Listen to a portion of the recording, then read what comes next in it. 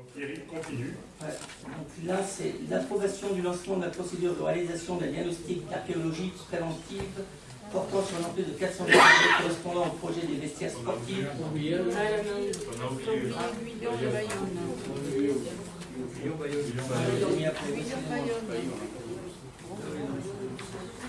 C'est moi qui ai cassé mon ordre, excusez-moi.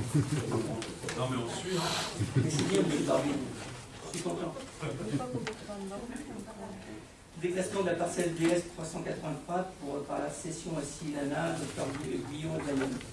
On a déjà fait une délibération en date du 18 décembre 2018 concernant la cession du bâtiment situé aux 2 rues du 19 mars. On a donc approuvé cette cession, la DS 315. Cette cession permettait de vendre ce bâtiment communal au prix de 90 € net et nous autorisions le maire donc à donner la procédure correspondante incluant l'édition de la parcelle. Par cette même délibération, c'est que du technique. Par cette même délibération, il était donné l'autorisation à M. le maire de signer les documents relatifs à l'opération de transfert et de déclassement du domaine public communal. C'est donc aujourd'hui qu'on demande le déclassement de cette parcelle, la partie non bâtie de la parcelle cadastrée BS 383, une superficie de 48 mètres carrés et qui correspond donc à l'acquisition que doit faire le docteur Bayonne. Donc on demande l'autorisation de déclasser. Alors, qui est contre ce déclassement? Qui s'abstient? À l'unanimité, je vous remercie. Alors maintenant, tu peux aller au crâne tout fort. C'est simplement, c'est une convention INRAP pour permettre les fouilles, les projets. Ah non, c'est pas le crâne tout fort, c'est le moi aussi, je fatigue. C'est ça, oui, c'est moi.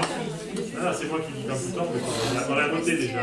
Voilà, donc on revient, c'est les fouilles qui sont prévues sur une emprise de 400 mètres carrés pour diagnostiquer l'archéologie. Ça concerne le permis de construire qui a été demandé par la commune pour la réalisation de vestiaires sportifs sur la parcelle AS 77 située rue de la Lille. Le diagnostic sera réalisé sur la maîtrise d'ouvrage de l'Institut national des recherches archéologiques, conformément à l'article 2 de l'arrêté de prescription. Il est donc proposé d'approuver le lancement de la procédure de réalisation du diagnostic préventif sur le site concerné. Ok, allez. On ne fait pas l'historique de tout ça parce que c'est trop rigolo. C'est juste une question. Que c'est plus la maison. On vote assez rarement les diagnostics archéologiques. Quel est le critère pour savoir que là il en faut un? C'est eux qui le disent.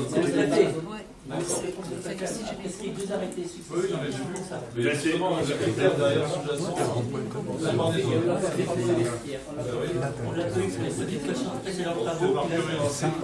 Alors, dans le PLU, il y a des zones. Enfin, il y a des zones qui sont déjà identifiées comme zones archéologiques potentielles. Et à chaque dépôt de permis de construire. Alors, ce qui est rigolo sur cette truc, c'est qu'on a fait le terrain synthétique à côté. Donc, il pesait beaucoup plus. Et on n'a pas fait de fouilles. Par contre, là, ils sont persuadés de trouver une villa Garlow.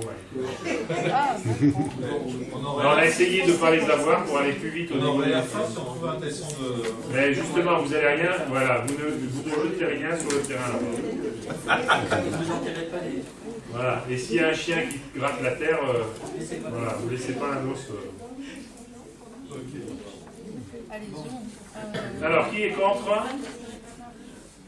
On est obligé de voter, de toute façon. On a fait tout pour ne pas les avoir, les fouilles, mais bon, on est obligé de le faire. Donc, il faut qu'on vote aujourd'hui pour qu'elles soient faites le plus vite possible. Qui est contre? Qui s'abstient? Je vous remercie. Alors, plus que 8 pages. Là, l'objet, c'est le bilan de l'enquête publique et des avis des personnes publiques associées portant sur la 5e modification du plan local d'urbanisme et de la ville de Clermont-Touche. Juste un rappel, monsieur le maire, nous avons fait une délibération en date du 20 décembre 2017 qui nous permettait le lancement de la 5e procédure de modification. Il rappelle aussi que le bilan favorable de la concertation a été approuvé par délibération en date du 19 décembre 2018, qui a également constaté le respect des modalités prévues. On indique aussi que le projet de modification du PLU a été notifié aux personnes publiques associées, conformément aux articles L153-40 et L132-7 et du L132-9 du Code de l'urbanisme. Ce projet leur a été transmis par courrier recommandé à l'égalité de réception le 30 octobre 2018 et le 29 novembre 2018. À savoir, les 5 avis, nous avons reçu 5 avis. Les réponses ont été reçues 4 avant la clôture de l'enquête publique et 1 après celle-ci. Je vous rappelle que les 5 c'est le SMTC qui est ici haut, qui a en date du courrier du 14 novembre n'a pas émis de remarques supplémentaires. La Chambre d'agriculture a donné un avis favorable au projet. La direction départementale des territoires de Haute-Garonne a approuvé, a donné un avis favorable. Le conseil départemental de Haute-Garonne a donné aussi un avis sans observation et le syndicat mixte d'études pour entremettre et mettre en œuvre le SCOT de la grande agglomération toulousaine a aussi donné un avis favorable.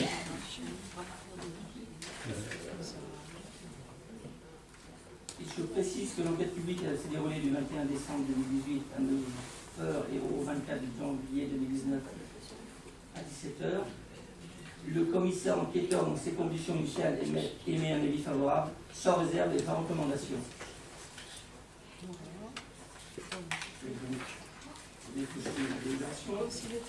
Donc, pour ceci exposé et avoir délibéré au vu des différents articles du Code général des collectivités, je tenais simplement à préciser que, vu le transfert de la compétence du plan local d'urbanisme à la communauté de communes de la Save-aux-Touches, délibéré lors du Conseil communautaire du 20 septembre 2018, et considérant que la communauté de communes de la Save-aux-Touches souhaite achever la 5e modification du PLU de Plaisance de Touches, et considérant que la commune doit donner son accord à la communauté de communes de la Save-aux-Touches pour que cette dernière puisse achever la procédure de modification du PLU.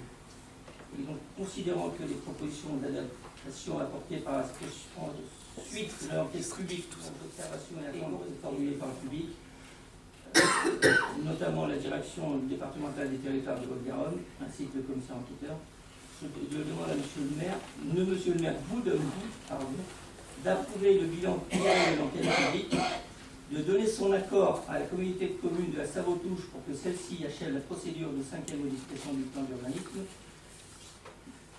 On rappelle que seront tenus à disposition du public à la mairie de Plaisance du Touches sur le site internet de la ville ainsi qu'à la préfecture de Haute-Garonne le dossier du PLU modifié ainsi qu'approbation par le conseil communautaire de la communauté de communes de la Save-aux-Touches. Le rapport et les conclusions du commissaire enquêteur seront tenus à disposition du public pendant une durée minimale d'1 an conformément à l'article R 123-21 du Code de l'environnement. Je tiens à préciser aussi que la présente délibération sera exécutoire après sa transmission à la préfecture de Haute-Garonne et son affichage en mairie conformément à l'article L 2131-1 du Code général des collectivités territoriales. Et la présente délibération sera publiée au recueil des actes administratifs de la commune et affichée en mairie pendant un mois. J'ai tout résumé. Il y a des remarques ou des questions? Des remarques, effectivement, sur effectivement la façon assez exemplaire dont ce sujet a été traité, je pense, par le commissaire enquêteur, et donc le projet actuel du gouvernement qui est de supprimer ces commissaires enquêteurs, en les remplaçant, en les supprimant carrément, et le fait que les enquêtes publiques soient simplement des avis donnés par Internet. C'est un projet qui est en cours actuellement, avec une expérimentation, je crois, en Bretagne et puis en Normandie, je crois. Enfin, je ne suis pas sûr des deux régions. Voilà. Je pense que cet exemple-là montre que l'importance du commissaire enquêteur est certainement de ne pas le supprimer. Merci. On prend acte de l'observation, mais ce n'est pas d'actualité par rapport à... C'est un projet. D'autres questions? Oui, allez-y. C'est pas une question, c'est juste un commentaire. Je l'avais dit le 19 décembre. Je suis contre cette 5e modification du PLU, qui qui a pour effet de permettre à la société Green City d'installer des logements et en particulier d'utiliser ce qui a avant été un emplacement réservé pour la municipalité.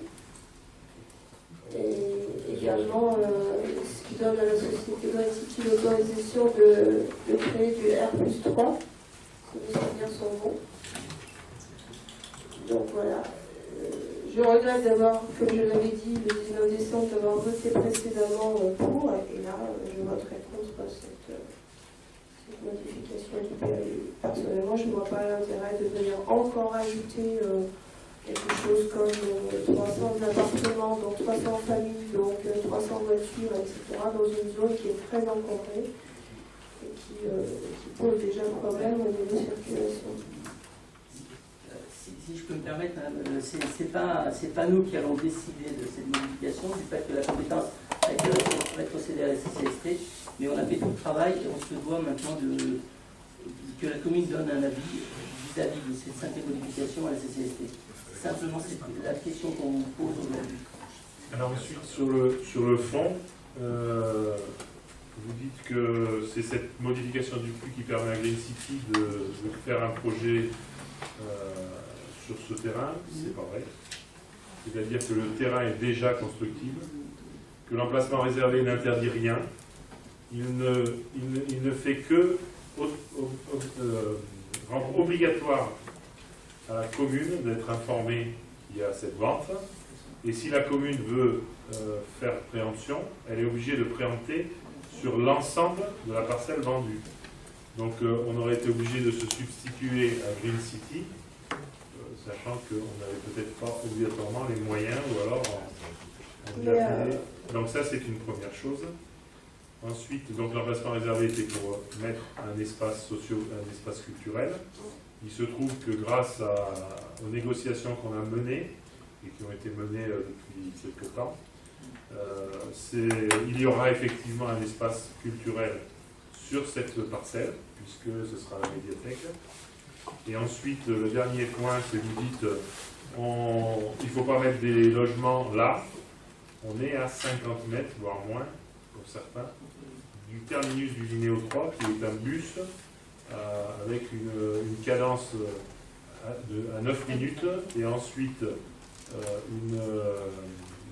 une amplitude de 5h30 jusqu'à minuit 30 en semaine, et au-delà, je crois, c'est jusqu'à 1h30 ou 2h le week-end. Donc si on ne met pas des logements sociaux là, pas que des logements sociaux, si on ne met pas des logements ici, ben je ne sais pas comment on va empêcher les voitures de rouler sur les routes.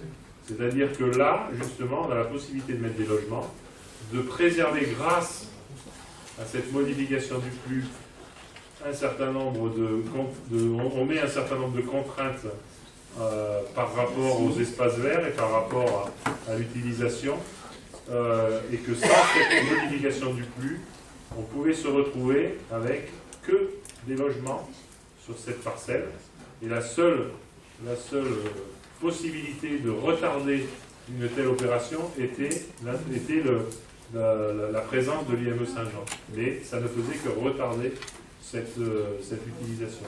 Sinon, le terrain était entièrement constructible, et c'est pas 250 logements, mais je ne me rappelle plus combien, mais c'était quelque chose de faramineux qui pouvait être mis sur cette parcelle sans qu'on ne fasse rien. Et si on ne vote pas cette délibération, eh ben, ce risque pourra toujours exister sur la partie nord.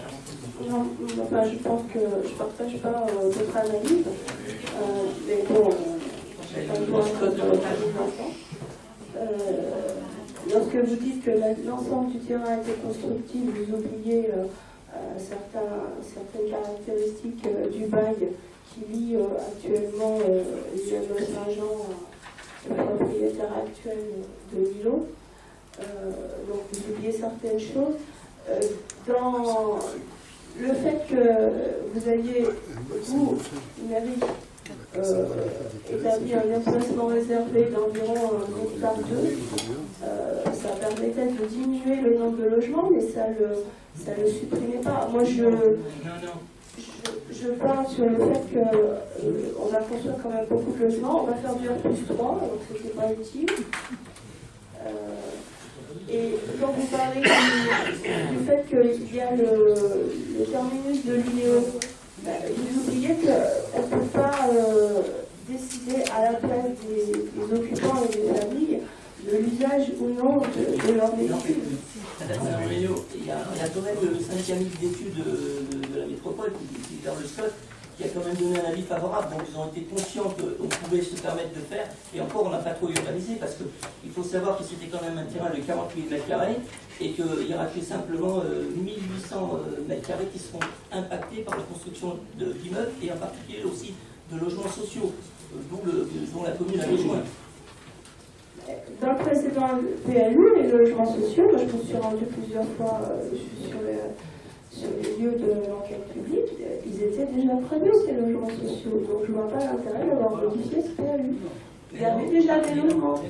Alors, on va pas. Alors, il y a quand même quelques. Enfin, d'abord, je suis désolé, alors peut-être que vous n'écoutez pas ce que je dis. J'ai dit que l'IME Saint-Jean ne pouvait faire que retarder. Et effectivement, il peut retarder sur environ 24 ans, d'après ce que j'ai compris, au maximum. Mais au-delà de 24 ans, eh ben, il n'y avait aucun problème pour que dans 24 ans, l'ensemble de la parcelle soit construite, et soit construite en R+2. Ensuite, l'autre contre-vérité, c'est quand vous dites qu'il y a du R+3, alors effectivement, il y a du R+3, mais pour pouvoir balancer du R+1 de l'autre côté. C'est-à-dire que cette modification du PLU autorise une partie en R+3, mais impose du R+1 du côté de la rue Maubec. Donc c'est quand même, ça veut dire que la moyenne reste en R+2, donc on reste avec le même nombre de logements. Et on le diminue en protégeant des espaces verts qui n'étaient pas protégés puisque c'était de la rue. Donc je ne veux pas rentrer sur le fond parce qu'on ne va pas en revenir, mais je ne peux pas laisser passer dire des choses qui sont fausses, sachant que c'est cette délibération qu'on prend aujourd'hui qui protège et non pas le contraire. Alors vas-y. Ouais. Vas-y. Moi j'ai un commentaire, c'est pas sur le fond, parce que le fond on s'est déjà exprimé. C'est sur la forme, cette délibération que vous nous présentez n'est pas conforme à la note de synthèse qu'on a reçue. Le texte est différent. Et donc je ne voterai pas cette délibération en l'état. Oui, pour répondre à M. Barbier, vous avez entièrement raison. On a eu un petit doute sur un problème légal et on a préféré vérifier tous les aboutissants, sachant qu'il y avait la compétence qui a été renvoyée à la CCST. C'est pour ça qu'on vous n'avez pas reçu la note de synthèse par rapport à ça. Oui, non mais c'est juste une question d'ordre et de principe. Depuis le début de la mandature, j'ai refusé, sauf exception très dûment motivée, de voter des délibérations absentes dans la note de synthèse, ou en l'occurrence ici, elle est notoirement différente, hein, puisque là on ne va pas délibérer la validation de la modification, d'approuver la modification de PLU, mais on va déléguer à la CCST le fait de le faire. Donc, je ne voterai pas par principe, pour ne pas entraver la marche du projet que vous voulez engager, de validation de ce PLU. Alors, simplement, la délibération telle qu'on vous l'a envoyée il y a 5 jours était illégale. Et donc, nous, on voudrait la rendre légale. Et en fait, je remercie les services parce qu'il y a eu un énorme travail sur les aspects juridiques avec pas mal de partenaires et avec y compris des cabinets d'avocats, etc., pour savoir exactement si c'était nous qui devions terminer la délibération, si c'est nous qui devions terminer cette modification du PLU, ou si c'était la CCST. Il se trouve qu'il y a 5 jours, pratiquement tous les conseils étaient persuadés que c'était la commune de Plaisance-du-Touche puisqu'elle l'avait ouverte. Et il se trouve d'abord qu'entre-temps, le préfet a accepté la délibération de la CCST donc du mois de décembre, c'est ça? Donc, ce qui fait que maintenant, aujourd'hui, à l'heure où l'on parle, c'est la CCST qui a cette compétence et non pas la commune. Donc, et les juristes ont regardé les textes de loi, une modification de flux peut être initiée par la commune et ensuite terminée par la CCST et doit être terminée par la CCST. Si on avait voté le texte dans l'état dans lequel vous l'avez reçu et dans lequel je l'ai reçu également, elle aurait pu être cassée, et certainement elle l'aurait été, parce que elle était illégale. Aussi, je rajoute dans un pensée de M. le maire, c'est qu'il a bien déployé ses services parce que la délibération a été faite simplement ce matin par le service urbaniste pour compléter par rapport aux éléments qu'on avait reçus et pour être légal. Alors effectivement, c'est juste l'explication de pourquoi c'était différent. Simplement en sous-jacent à ma décision de ne pas participer au vote, là tout à l'heure on va examiner un 2 que j'avais émis, vous nous l'avez renvoyé corrigé avant de venir ici en conseil. Idem en début de conseil, on a eu une délibération qui nous a été fournie. Enfin voilà. On est d'accord, hein. C'est l'avis. Non, mais je suis d'accord. Mais c'est l'avis, effectivement. Vous voulez. Alors on passe au vote, donc c'est un vœu, alors c'est quoi, c'est un avis. On est tenu quand même c'est une délibération, mais qui ne clôt pas, voilà, c'est pas la délibération qui clôt l'enquête publique et qui clôt la modification du flux. Donc qui est contre? Un contre? Qui s'abstient? C'est un refus de vote. Hein. Alors combien de refus de vote? 2, 5. 2, 4, 5. 5, refus de vote. 1 contre. 2. Un contre. Et ouais, désolé, vous n'avez toujours pas le. Et il n'y en a aucun qui a voulu partir pour vous donner. J'aimerais que ceux qui votent pour lèvent la main. Je ne vais pas le faire, parce que c'est moi qui décide. Je suis désolé. Je le ferai à une autre, mais pas quand vous nous demanderez. Il restera dans les annales que, voilà. Et voilà, je l'ai fait, je le referai, mais pas sur celui où vous le demandez. Voilà. Et donc, qui s'abstient? Bon, donc, et le reste, voilà. C'est bon, on en est où? Alors, le personnel. Voilà. Et après, on revient aux délibérations du début. On a une modification du tableau des effectifs. Donc, création de postes pour les services techniques. Donc, on crée un poste d'ingénieur territorial à temps complet en remplacement du départ du DST, donc le directeur des services, techniques part dans la fonction publique d'État. À l'école. Et il va à l'école. Et il va beaucoup voler.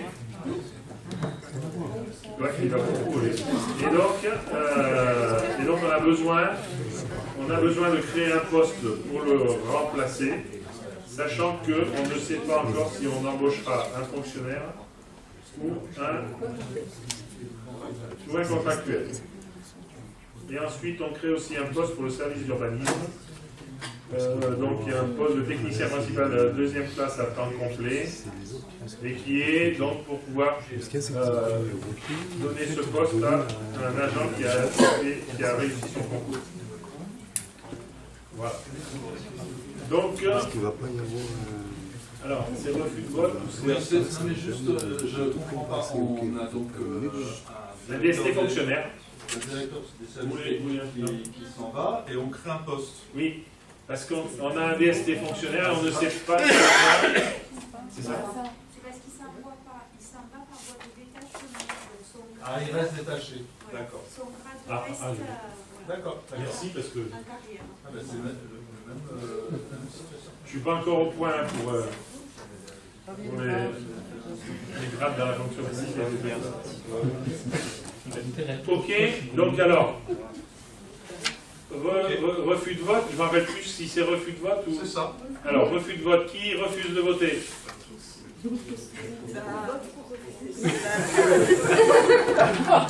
8. Qui s'abstient? Qui est pour? Vous avez voté là. Je suis joueur, désolé, mais bon, c'est l'heure. Allez, on recommence. Alors, si vous voulez, on recommence le conseil municipal. Je ne sais pas s'il y aura assez de bandes là sur le magnétophone.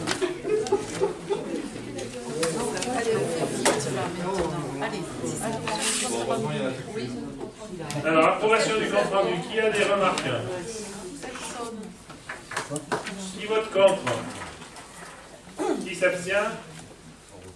Je vous remercie. Alors oui, déjà. Et ensuite, décision municipale. Est-ce que vous voulez qu'on les lise toutes? Non. Il y en a 2 pages et demie. Vous n'avez pas de remarques? Pas de questions? Super. Qui est... non, ça se vote pas. Ça se vote pas. Excusez-moi. Je laisse la parole à Mme Chantal Fischer. Oui, après, parce que justement, j'ai pas compris. Le document était lu, la partie. Couleur d'éveil. Donc, afin de renforcer la capacité d'accueil dans le domaine de la petite enfance, la commune s'était engagée en 2012 à réserver 10 places pour les familles plaisançoises au sein de la crèche Couleur d'éveil, située 1810 avenue de Laurent-Premier. En septembre 2015, la Couleur d'éveil disposant de nouvelles places disponibles, la commune s'est engagée sur une réservation de 4 places supplémentaires, portant à 14 le nombre d'enfants plaisançois accueillis au sein de cette structure. Il était convenu que malgré l'excellente qualité du service rendu par le multi-accueil Couleur d'éveil, la commune, dans un souci d'économie budgétaire, diminue ses réservations à 10 places à compter du 1er septembre 2019. Une convention alors établie dans ce sens. Or, la fermeture de la crèche familiale ayant été effective en août 2018, la commune souhaite finalement consacrer des places supplémentaires au sein de cette structure pour les familles plaisançoises et souhaite s'engager dans la réservation de 5 places supplémentaires à partir du 1er septembre 2019. Excuse-moi. Portant à 15 le nombre de places réservées pour la commune au sein de cette structure. Le prix de ces 5 places supplémentaires reste le même que dans la dernière convention en date du 17 juillet 2018, à savoir 7 215 € par place représentant le montant total de 103 415 € pour l'année 2019. Le montant retenu lors de la dernière convention avec une diminution des réservations à 10 places en septembre 2019 était alors de 91 390 €, soit un différentiel de 12 025 €. Un avenant à la convention du 17 juillet 2018 a été établi dans ce sens. Alors, moi, j'ai une question. Sur le sujet. Ça concerne d'ailleurs cette interpellation. On a une structure qui s'appelle des poussières d'étoiles sur la commune. Est-ce qu'on a envisagé de prendre des places sur cette crèche plutôt que la crèche de Colombie? Alors d'abord, première précision, les 5 places, c'est pour remplacer les places de la crèche familiale. Ça n'a absolument rien à voir avec Poussière d'étoile. C'est complètement indépendant. Après, avec Poussière d'étoile, il y a eu une convention établie jusqu'au 31 décembre 2018. Et à ce jour, elle n'est pas renouvelée. Elle n'est pas renouvelée parce qu'on ne souhaite pas la renouveler ou parce qu'eux, ils ne veulent pas la renouveler, on en a un peu besoin?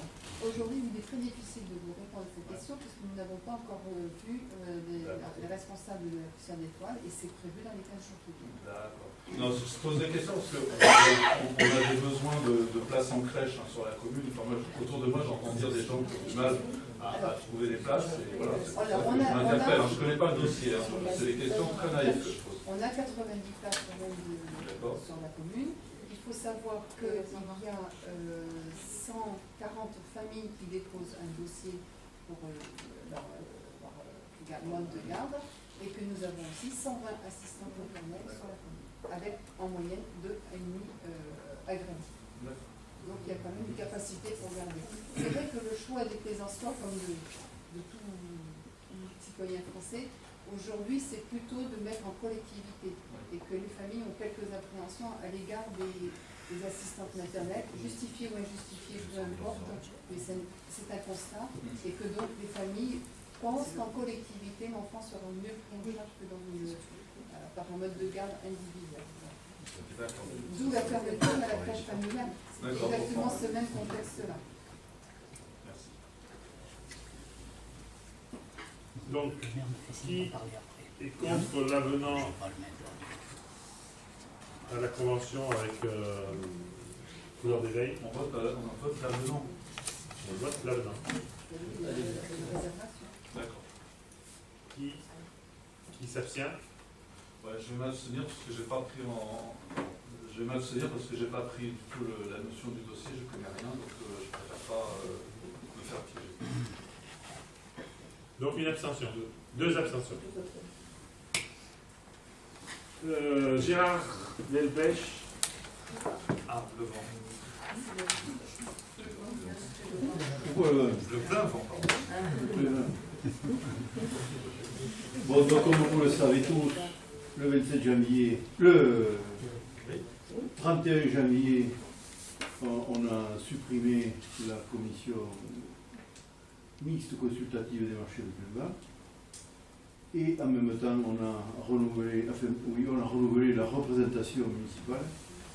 Et donc, nous avions à faire deux élections, une le jeudi et une le samedi, pour élire les représentants des commerçants. Donc, il y avait 3 candidats. Madame Decker, poissonnière du jeudi, Madame Poirier, poissonnière du samedi, et M. Tessaroto, volailler du jeudi et du samedi. On a eu pas tout le monde votant. Le jeudi, on a eu tous les votants. Le samedi, il y a trop de clients. Et il y en a qui ne se sont pas dérangés pour venir voter. Donc on a eu 27 votes sur 43. Et on a eu la chance que la répartition des voix soit sympa. Il y a 8 voix, 10 voix, 9 voix. Voilà, donc à partir de demain, on va prendre rendez-vous pour réunir tout ce monde pour traiter les sujets qui traînent depuis déjà plusieurs mois et qu'il faut que cette commission aborde. Donc la composition, si on remonte un peu, encore un peu, la composition donc et les 3 personnes que j'ai citées, plus Monsieur le maire qui est membre au droit, Christine Vier, Hélène Pinchot qui nous a quittés tout à l'heure, et moi. Qu'est-ce qu'il y a derrière moi? Votre compte, non? Alors attendez, ah oui, pardon. C'est quoi les sujets qui traînent? Mais c'est que là, on a réuni une commission début novembre. Depuis début novembre, il y a beaucoup de gens qui se sont présentés pour réserver une place. Et comme la commission ne pouvait pas se réunir, elle ne pouvait pas décider. Donc il y a beaucoup d'attentes. Alors ces gens-là, on les accueille en volant. Ils viennent chaque fois de bonne heure le matin pour pouvoir avoir une place. Et voilà. Pardon? C'est pas moi qui suis chargé de savoir qui va ou qui ne va pas. Une question, les commerçants qui votent, qui ont le droit de vote pour élire un représentant, sont les abonnés seulement? Attention, on n'a pas de droit, la commission elle est consultative. Enfin, ceux qui sont autorisés à voter, comment on peut le dire? Oui, je comprends ce que vous dites. Et donc, vous dites, ils donnent leur avis. Parce qu'il y a plusieurs types de métiers. Il y a les fixes, il y a les... Voilà, oui, c'est ça, je ne trouve pas mes mots. Il y a les volants, comme vous dites, qui se viennent ponctuellement. Il y a les fixes, et parmi les fixes, je crois qu'il y a ceux qui sont abonnés, c'est-à-dire qui payent au mois, et d'autres qui payent chaque fois. Non? Non, il n'y a pas de différence. D'accord.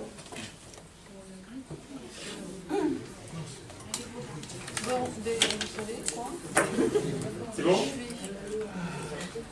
Qui est contre cet établissement de commission?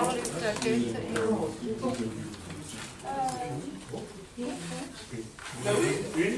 Non, Non, mais parce que, comme d'habitude, il n'y a pas de représentant d'opposition, sans Oui, aucune mais raison. ça c'était le. Oui, ben, c'est toujours le. J'ai Vous toujours l'avez- Non, il y a- vous avez le droit Ben, de je l'ai de déjà dit, comprendre. et ben je le redis. Voilà. Oui, Très bien. voilà, pour être Donc logique combien de avec bons nous-mêmes, Ça y est, 8. Abstention. Merci. Et donc, dernier avant le budget.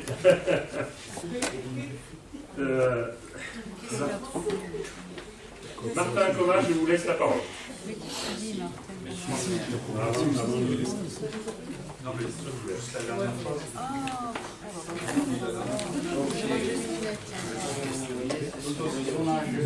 Le schéma directeur social est un outil d'aide à la décision et à la planification pour améliorer la collecte et l'évacuation des eaux pluviales. La commune Piéda s'est engagée, cette étude importante, à désigner pour les études l'AMO, assistance à maîtrise d'ouvrage, février 2015, des bureaux d'études de CRL. En juillet 2015, des bureaux d'études au TCE. Et pour la réalisation des travaux, un groupement d'entreprises en décembre 2016, EHTP et Exebra. Sur ce rapport, il y a beaucoup de choses, notamment des choses intéressantes. Il est d'ailleurs assez épais.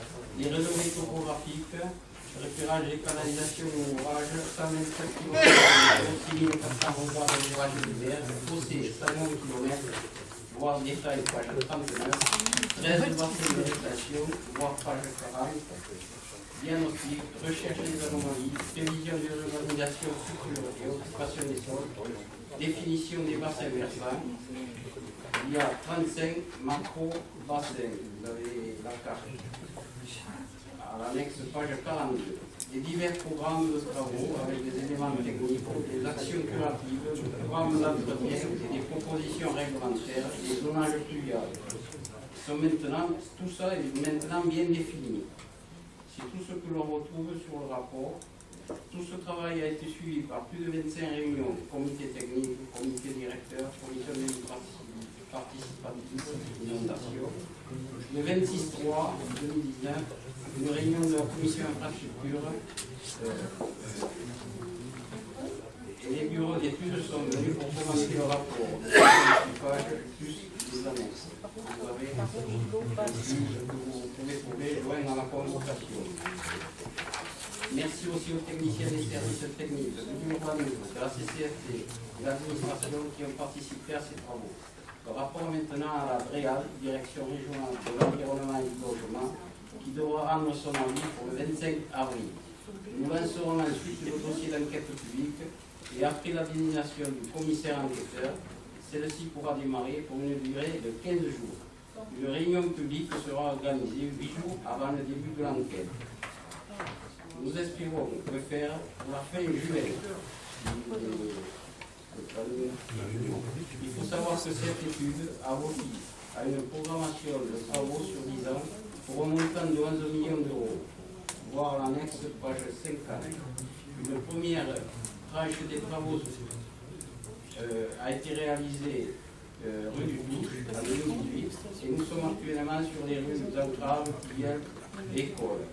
Fin des travaux prévus en août 2019. Et ainsi, monsieur le maire en a parlé tout à l'heure, on réglera partiellement les problèmes que nous avons connus diverses fois au centre-ville. La troisième tranche devait être, il en a parlé aussi, la réalisation et sera du bassin de rétention qu'on a mis au budget, qui va se réaliser au cadre, suivi ensuite de la liaison centre-ville, il en a parlé aussi. Voilà, l'étude sera lancée en fin d'année. Si vous avez des questions.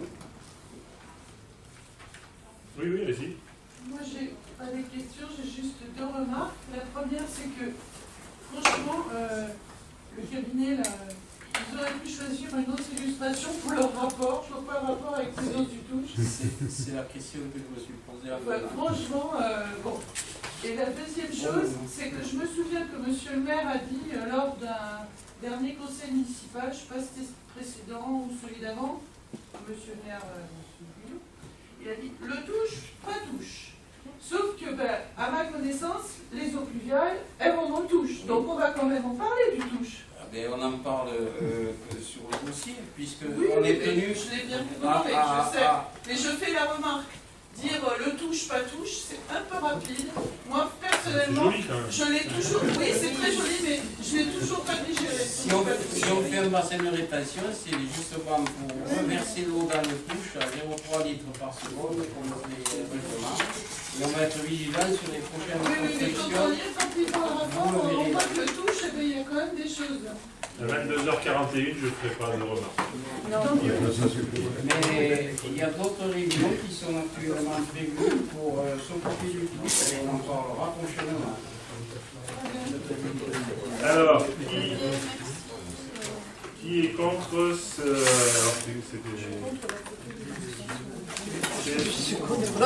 cette délibération, donc l'approbation du projet de zonage?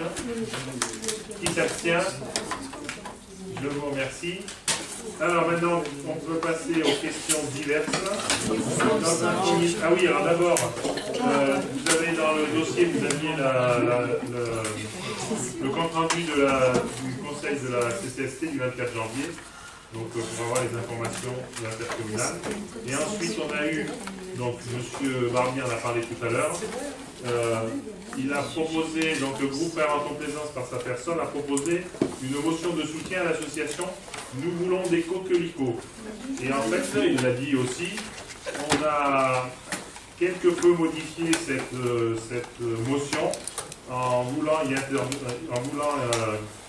souligner l'action qui est faite à Plaisance et qui n'était pas présente dans la motion de réinvention de Plaisance. Alors, est-ce qu'on lit les deux motions? Est-ce qu'on...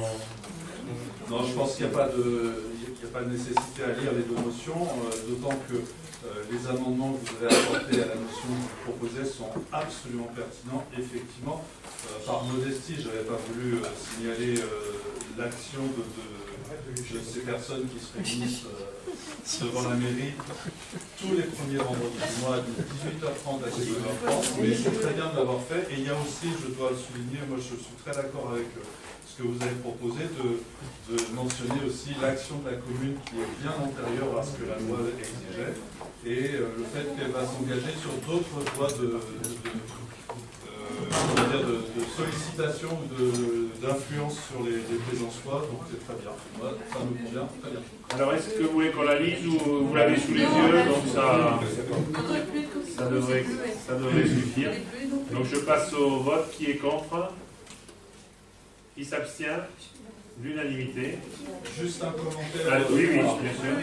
La délibération qu'on a votée à l'unanimité ici, elle a été votée par plusieurs communes, dont par exemple la commune de Toulouse.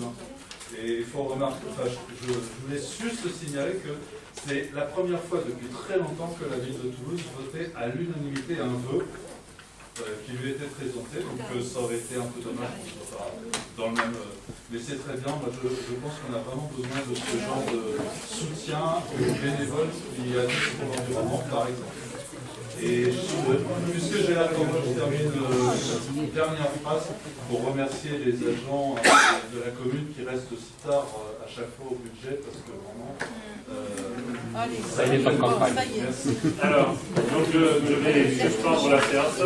Et donc, on va pouvoir écouter. Alors, en même temps, alors c'est vrai que ça va être un peu compliqué, mais en même temps qu'on écoute, on va peut-être commencer à aller chercher de quoi se Non, il faut écouter. Donc, je ne me rappelle plus de votre nom, monsieur. Donc, le conseil municipal est terminé et je vous laisse prendre la parole et à la limite venez vers un micro. Bon, sachant qu'effectivement, il est 22h40 et donc... Non, le but étant pas de faire coucher tout le monde après minuit, donc ça me laisse qu'une heure. C'est bien. Non, donc en fait, je suis là parce que je représente le centre pédiatrique Isaac Newton sur la zone de la Ménide. C'est un centre qu'on a monté qui a divers pôles, tous à des buts plutôt très sociaux.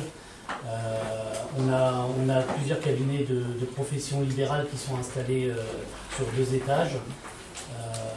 J'explique un peu pour ceux qui ne connaissent pas, effectivement la mairie connaît bien le dossier, mais pas forcément tous les membres. Donc on a 2 étages avec des professions libérales pour faire l'accompagnement des enfants qui ont des besoins spécifiques, que ce soit de l'orthophonie, de la psychomotricité, de l'ergothérapie, etc. On a une école qui a eu l'autorisation d'ouvrir, dont on fait les portes ouvertes au samedi. Si quelqu'un peut passer, vous serez les bienvenus forcément, et qui sera ouverte à partir de septembre. C'est une école qui est non conventionnée. Le but de cette école, c'est d'être école passerelle, donc c'est d'apprendre à apprendre pour les enfants qui ont des difficultés, donc typiquement liées au handicap. Donc les enfants qui auraient des difficultés, le but pour eux, c'est de pouvoir utiliser des outils numériques, des astuces, beaucoup de choses pour pouvoir à terme retourner dans le domaine public de la scolarité. Donc le but de cette école est vraiment d'être une passerelle et non pas d'être une voie pour des enfants atypiques, entre guillemets. Voilà. On a aussi un bassin d'apprentissage pour tout ce qui est nage qui va être proposé aux écoles. Il va y avoir aussi un bassin d'apprentissage pour les écoles proches et les professionnels de santé, que ce soit les kinés, les ostéos, qui vont pouvoir faire des ateliers, des sages-femmes, nous avons des sages-femmes aussi.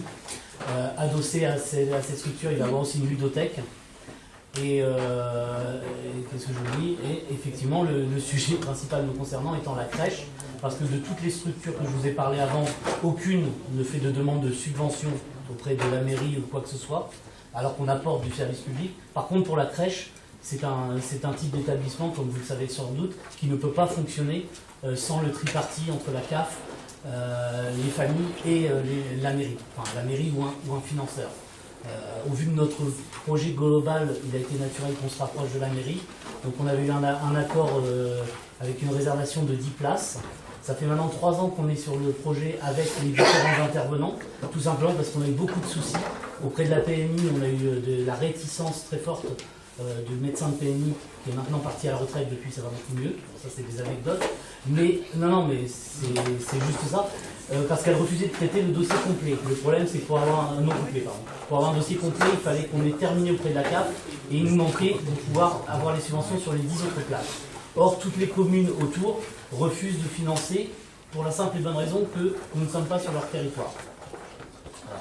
Juste pour information, cette crèche a vocation d'avoir 5 places réservées pour les enfants à handicap, donc à besoins spécifiques, que ce soit moteur ou plutôt mental. Et donc on est quelque chose de très innovant. Il y en a, enfin, à ma connaissance, je ne connais pas en France. Hein. Donc un centre comme ça n'existe nulle part à part à Plaisance. Donc là, au jour d'aujourd'hui, effectivement, bon, j'ai bien compris, on est arrivé à la fin de l'annonce parce qu'il y a eu des délais concernant avec les diverses instructions pour arriver à avoir l'ouverture de la crèche. Mais la chose qui me gêne, c'est que je pense qu'au final, la seule chose qui nous a empêché d'aboutir, c'est le fait d'avoir ces 10 places non réservées. Et là, aujourd'hui, ma demande, c'est que vienne à l'étude auprès de la mairie de vraiment adhérer au projet et de partir sur l'ensemble des places au sein de la structure. Voilà, c'est ça ma demande aujourd'hui, en sachant qu'effectivement tout ce pôle d'activité génère aussi des revenus à la mairie. Donc dans un équilibrage de tout ça, je pense qu'on n'est pas très coûteux au global pour la mairie. Et pour ça, je m'avance peut-être un peu. D'abord, vous aviez un projet qui est formidable. Je ne vais pas revenir sur l'ensemble de ce que vous avez dit. J'ai eu la chance de remplacer M. Escoula en permanence du maire il y a quelques années. Notre premier interlocuteur, ça y est, pas de souci. Vous avez proposé ce projet, et je vous l'ai dit que je trouvais que ce projet était très très bien. Et on n'a pas changé d'avis sur ça. Par contre, vous avez d'énormes difficultés administratives. Par exemple, vous parlez de votre école, vous n'avez pas le droit d'ouvrir samedi, pour des raisons de sécurité. La commission de sécurité a donné un avis défavorable à l'ouverture de votre école, avec des vrais problèmes de sécurité. Et donc... on a l'accord du service des pompiers. Des pompiers, on a les accords. Non, mais peut-être du côté éducation, mais du côté sécurité, vous n'avez pas les accords. Il y avait un certain nombre de travaux que vous deviez faire pour pouvoir ouvrir cette école, qui ont été vus lors d'une visite de sécurité. Ces travaux n'ont toujours pas été faits, et il n'y a pas eu de visite de sécurité. Je vous dis que vous avez un vrai problème d'utilisation administrative. Et par rapport à la crèche, si on a arrêté, on a suspendu, enfin on n'a pas reconduit l'accord à la fin du mois, à la fin de l'année dernière, c'est parce qu'on avait des signaux comme quoi il y avait effectivement énormément de difficultés. Moi, il n'y a aucun problème pour que, à partir du moment où vous ayez à nouveau, parce que vous dites ça marche, ça va mieux, non, et vous êtes encore en discussion, vous n'avez pas encore eu. Là, actuellement, la PMI, on a l'accord complet de la PMI. Ils ont validé les plans. Il y a quelques petits détails à aménager, c'est-à-dire déplacer un toilette de place. Donc ça, c'est rien. Ils ont validé les profils des professionnels. D'ailleurs, dans les professionnels qui seront embauchés, on a une personne qui lui-même est handicapée et éducateur de jeunes enfants. On reste dans le projet. Et actuellement, la CAF commence à revenir en arrière parce que la mairie est revenue en arrière. Vous voyez ce que je veux dire? On vous reçoit, je sais plus quelle date exactement, donc dans le 5 avril. Le 17. On vous reçoit le 17 avril. J'ai reçu une proposition hier. Venez avec tous les documents administratifs qui vous permettent d'ouvrir l'ensemble de vos structures, et bien sûr qu'on sera très à l'écoute et on sera prêt à vous. Je me permets juste d'étendre un petit peu, parce que je ne suis pas venu là pour critiquer. Non, mais j'entends. Non, mais il n'y a pas de problème. Et même si j'ai bien vu qu'apparemment l'opposition est ici, j'ai bien senti que là, c'est clair. Et que clairement il y a une reprise qui a été faite, je ne vous en veux pas, mais moi c'est pas ma volonté. Ma volonté c'était juste de me faire rappeler et de dire, je veux dire, on a eu des très bons échanges avec la mairie depuis le début. C'est juste de vous exprimer la difficulté actuellement, elle est principalement parce que toutes les places ne sont pas vendues. Alors, contrairement à ce que peuvent dire les gens qui sont assis effectivement au bout de table, on n'est pas opposé, d'ailleurs on est tout à l'écoute de leur projet, et c'est pas parce que M. Barbier vous a défendu qu'on va vous mettre... Oui, mais il a entendu de quoi je parlais, je pense qu'il a dit... Normal, hein. Voilà. Non, il y a... j'ai des problèmes. Je répète, les vrais problèmes sont d'ordre administratif et de sécurité. Il faut que vous fassiez un certain nombre de choses, et il faut avoir un certain nombre d'autorisations, et on en discutera quand les autorisations, on les a par écrit des services, justement. On les a par écrit, l'autorisation. Mais bon, on en discutera. Si vous avez tout, il n'y a pas de problème, on viendra et on... En fait, la principale, c'est justement d'essayer de pouvoir avoir cet accord entre nous. Et après, pour pouvoir débloquer la situation, qu'on se mette autour de la table avec la CAF, ensemble. Parce qu'en plus, il me semble que la CAF aussi aide les mairies sur leur rachat de place. Bon, après, il y a des moyens en tout cas. Vous voyez ce que je veux dire? Il n'y a aucun problème là-dessus, on en discutera quand c'est le 17, vous serez là? Le 17, c'est avec vous? Je ne me rappelle plus, oui, alors, parce que je gère qu'à moitié mon agenda. Merci beaucoup.